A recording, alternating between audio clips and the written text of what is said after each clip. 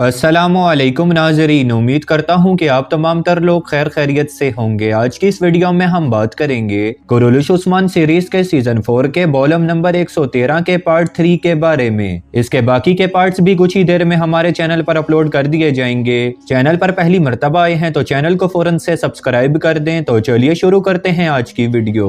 इस एपिसोड के आगाज में कई कबीले के खेमे का मंजर दिखाया जाता है, जहाँ पर कई खवातीन मौजूद होती हैं। बाला खातून अलजन खातून को ढाल पकड़ाती हैं और उनसे कहती हैं कि आपके जिम्मे बहुत अहम काम लगाया जा रहा है। अलजन खातून यह सुनने के बाद समझती हैं कि उन्हें आसमान सुल्ताना को मारने की जिम्मेदारी दी जा रही है।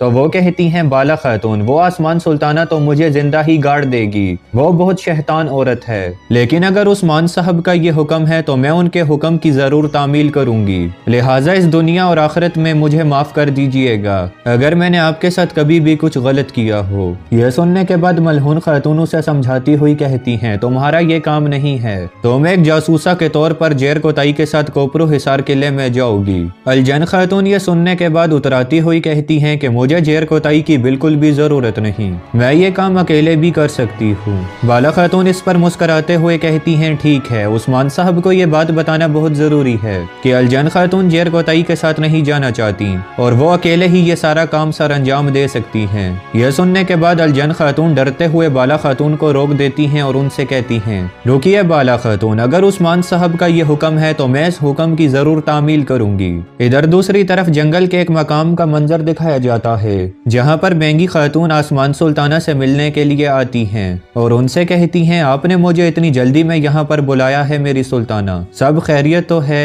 आसमान सुल्ताना ये सुनने के बाद जवाबन कहती है, मैंने तुम्हारे साथ एक बहुत अहम मौजू पर बातचीत करनी है और मुझे यही जगह सबसे मुनासिब लगी। काई कबीले के हवाले से अब तमाम तर मामला तुम ही देख सकती हो। वेंगी खातून जवाबन कहती हैं, ऐसा कैसे हो सकता है, मैं तो काई कबीले से ताल्लुक नहीं रखती, लिहाजा मेरे होने या ना होने से या फिर मेरी कोई भी बात करने से काई कबीले का कोई फर्क नहीं पड़ता। आसमान सुल्ताना इस पर मुस्कुराते हुए कहती हैं कि मैं तुम्हें एक बहुत अहम जिम्मेदारी सौंप रही हूँ बेंगी खातून, तो मैं अपनी बेटी अलचिचक की एकता मोर के साथ शादी करवानी होगी। यह सुनने के बाद बेंगी खातून की आंखें खुली की खुली रह जाती हैं। फिर वो फौरन से आसमान सुल्ताना को इससे इनकार कर देती हैं और उनसे कहती हैं कि आप जानती ही हैं कि मैं उस्मान और उसके कबीले वालों को बिल्कुल भी अच्छा नहीं समझती, मैं कभी भी अपनी बेटी की उस एकतामूर सिपाही के साथ शादी नहीं होने दे सकती। आसमान सुल्ताना इस पर जवाबन कहती हैं, मैंने जो बात करनी थी वो मैंने कर दी, तुम्हें मेरा फैसला मानना होगा। यह सुनने के बाद बेंगी खातून चिल्लाते हुए कहती हैं कि अगर मैंने अपनी बेटी की शादी कई कबीले में करवा दी तो यूं मैं हमेशा के लिए अपनी बेटी को खो दूंगी, लिहाजा मैं ये काम कभी भी नहीं करने वाली। दूसरी तरफ सरदारी खेमे का मंजर दिखाया जाता है, जहाँ पर मलहून खातून उस्मान साहब से पूछती हैं कि आसमान सुल्ताना अमन चाहती है और ये निशेर भी हमें वापस लौटा रही हैं, आखिरकार इनके दिमाग में चल क्या रहा है। उस्मान साहब इस पर जवाबन कहते हैं, आसमान सुल्ताना भी किसी मुश्किल में मुब्तला हैं और उन्हें हमारी मदद की अशद जरूरत है, यही वजह है कि वो अब हमारे साथ मुत्तहिद होने की कोशिश कर रही हैं। तभी बाला खातून कहती हैं, ये भी मुमकिन हो सकता है कि आसमान सुल्ताना ये सोच रही हो कि वो बयंदर बे और ओक्तम साहब की ताकत से इतनी ज्यादा ताकतवर नहीं हो सकती जितनी कि आपकी वजह से हो सकती है।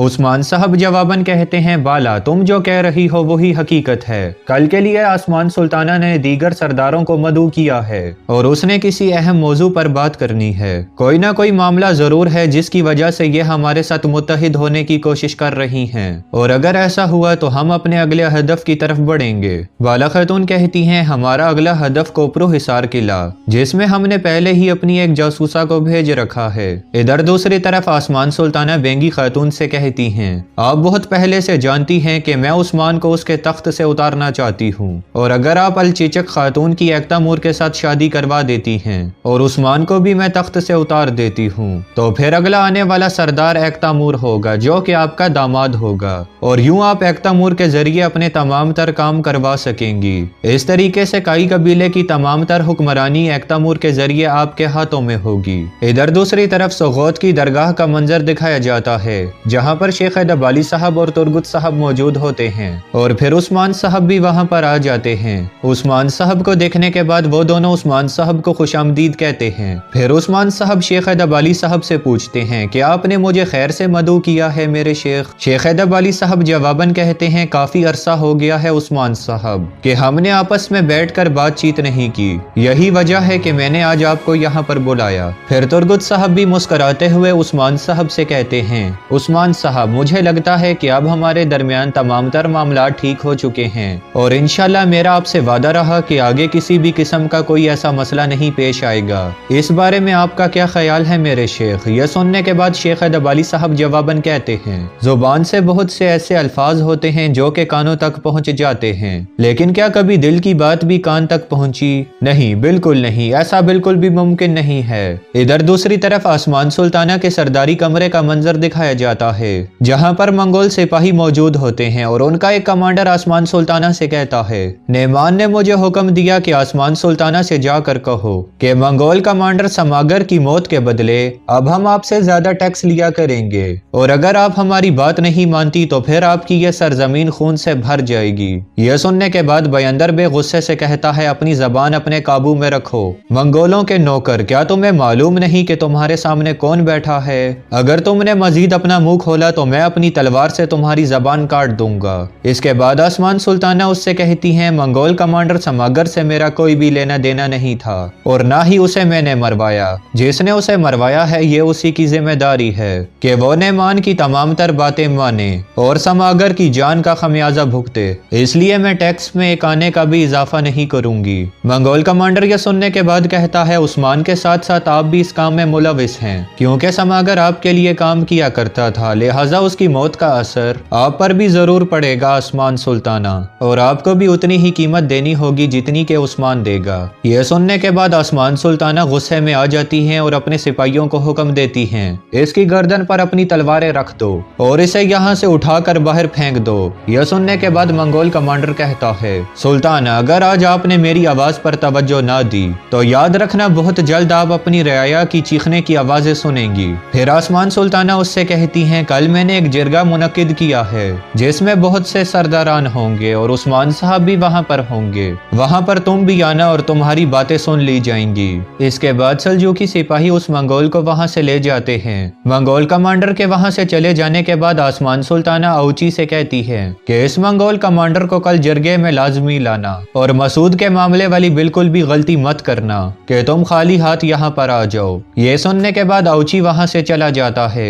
इधर दूसरी तरफ दरगाह में शेख हैदर अली साहब खुलकर बातचीत कर रहे होते हैं कि अब ओक्तम साहब आसमान सुल्ताना के मातहत हैं और आसमान सुल्ताना ओक्तम साहब की हिफाजत भी करती हैं। तो तुर्गुत साहब अब आप मुझे बताएं कि आपकी हैसियत क्या रह गई है? इसका मतलब तो ये है कि वही बात सच्ची निकली जो कि उस्मान साहब ने की थी। इसके बाद शेख हैदर अली साहब कहते हैं, वो शख्स जो कि सिर्फ अपने बारे में ही सोचता है वो भी आखिर एक न एक दिन अकेला हो जाता है और अच्छी और बाएतमाद दोस्ती के लिए एक दूसरे के बारे में सोचना बहुत जरूरी है। और हर वो शख्स जो कि अपने बारे में पहले सोचता है और बाद में अपने दोस्त के बारे में सोचता है वो शख्स कभी भी अच्छा साबित नहीं हो सकता।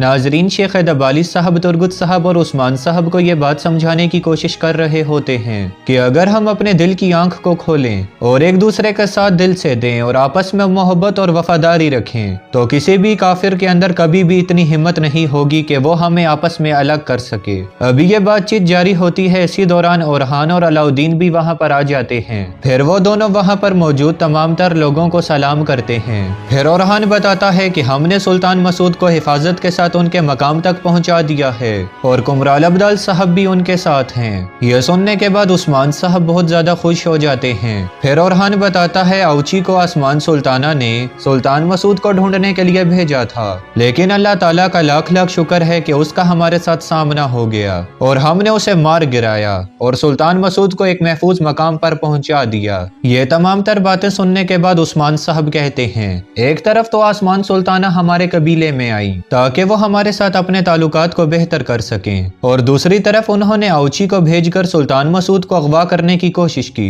इससे साफ साफ जाहिर होता है कि आसमान सुल्ताना अपना कोई नया मंसूबा चल रही हैं। तो नाजरीन, इसी के साथ ही इस पार्ट का इख्तिताम होता है। ये वीडियो आपको कैसी लगी हमें कमेंट्स में जरूर बताइएगा। इसके साथ साथ हमारे चैनल को सब्सक्राइब करना भी मत भूलिएगा। मैं मिलता हूँ आपसे अगली वीडियो में, तब तक के लिए अपना ख्याल रखिएगा। अल्लाह।